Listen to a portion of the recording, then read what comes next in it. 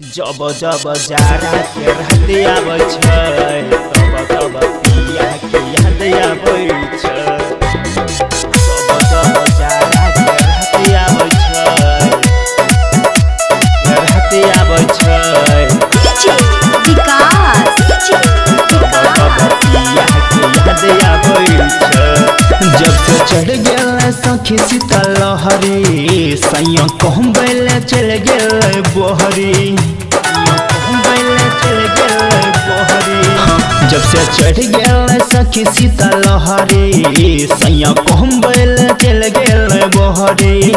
हवा बहे छै बेजोर ठंड लागे पोरे पोर हवा बहे छै बेजोर ठंड लागे पोरे पोर हमर देह कठु आबै छै। जब जब जाड़ा के रात आबै छै तब तब पिया के याद आबै छै। जब जब जाड़ा के रात आबै छै तब तब पिया के याद आबै छै।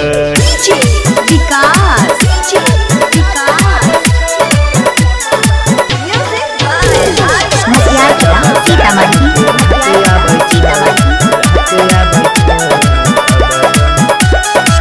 जब से नहिरा से ससुरा में अलियै पिया के याद तो ऐसन देखलियै खाली कमाबे के फेरा में रही छै दुखबा हमारा कोई नहीं जानै छै।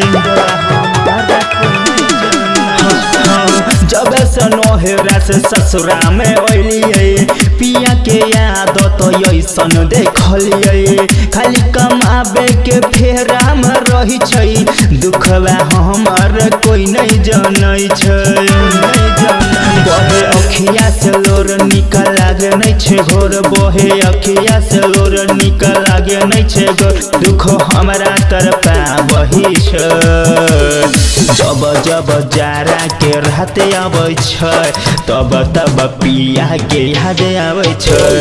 जब जब जाड़ा के रात आबै छै तब तब पिया के याद आबै छै। विकास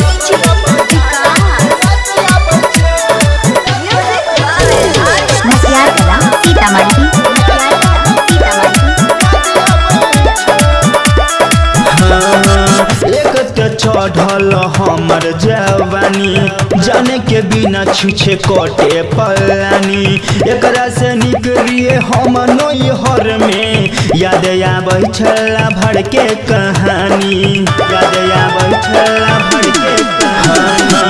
एक चढ़ल छै हमर जवानी जान बिना छुछे कटे पलानी एकरा से निकलिए हम नैहर में याद आबै छला भर के कहानी।